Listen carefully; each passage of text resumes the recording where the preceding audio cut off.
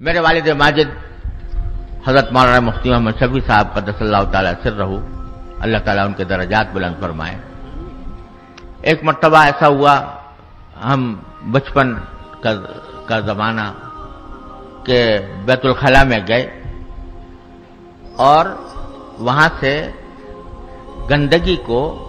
بہائے بغیر آ گئے، تو حضرت والد ماجد رحمۃ اللہ علیہ نے فرمایا بعد میں کہ تم سمجھتے ہو کہ صرف یہ ایسے ہی غلطی ہو گئی، یہ تم نے گناہ کبیرہ کا ارتکاب کیا ہے، اس لیے کہ دوسرا آدمی جب آئے گا اس کو نفرت ہوگی، اس کو تکلیف پہنچے گی، اور کسی کو بلا وجہ ناحق تکلیف پہنچانا گناہ کبیرہ ہے، تو گناہ کبیرہ کا مرتکب ہو تم۔ اس وقت احساس ہوا کہ دیکھو دین ہمارا وہ ان باتوں کی طرف ہمارا دھیان نہیں جاتا کہ ہم یہ گناہ کبیرہ کا ارتکاب کر رہے ہیں، لیکن کر رہے ہیں۔ اور ایک تو ہے طہارت، طہارت تو شرائط نماز میں سے ہے، شرائط عبادت میں سے ہے۔ طہارت کے اللہ تبارک و تعالی نے اس کے اپنے آداب، اس کے احکام دیے ہیں،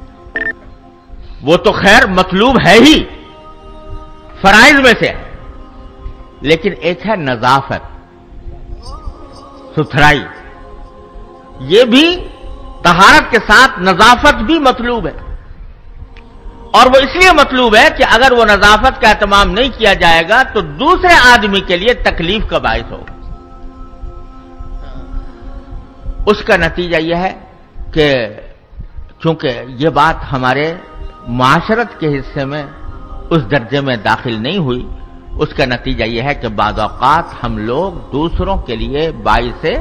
نفرت بن جاتے ہیں۔ آپس میں ہم بیٹھے ہیں، اس لیے بلا تکلف عرض کرتا ہوں کہ بعض یہ مغربی اقوام ہیں، ان کے ہاں طہارت کا تو کوئی تصور ہے نہیں، اندر سے دیکھو تو گندے ہی گندے، اس واسطے کہ طہارت جب نہیں تو گندگی ہے، لیکن نظافت کا اہتمام انہوں نے کیا۔ اس نظافت کا اہتمام کرنے کا نتیجہ یہ ہے کہ ان کے غسل خانوں میں اگر جاؤ، جو عام غسل خانے ہیں بازاروں میں بنے ہوئے، جن کے اندر جو عام لوگوں کے استعمال کے ہیں،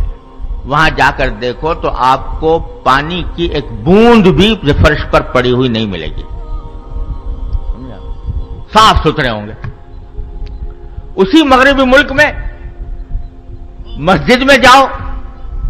اور وہاں کے غسل خانے دیکھو تو وہاں تعفن اٹھتا ہوا معلوم ہوگا۔ جب یہ منظر ایک آدمی دیکھے گا کہ وہاں صفائی ہے اور یہاں گندگی ہے، تو وہ اسلام کی طرف راغب ہوگا یا اسلام سے دور جائے گا؟ تو یہ ایک ایسا پہلو ہے کہ جس کی طرف ہماری توجہ کم ہے، بہت سی جگہوں پر الحمدللہ ہے، لیکن اکثر بہت سی جگہوں پر نہیں۔ جب موازنہ کیا جائے عام جگہوں کا اور ان جگہوں سے جہاں پر کہ دین کے مراکز ہیں، جو دین کی تعلیم و تربیت دے رہے ہیں، تو وہاں پر جا کر اگر یہ گندگی نظر آئے گی، صفائی نہیں ہوگی، نظافت نہیں ہوگی، تو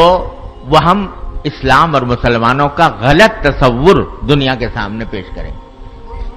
اس کی طرف توجہ کی ضرورت ہے۔ معاشرت کا آداب یہ ہے کہ جب کوئی کام کرو،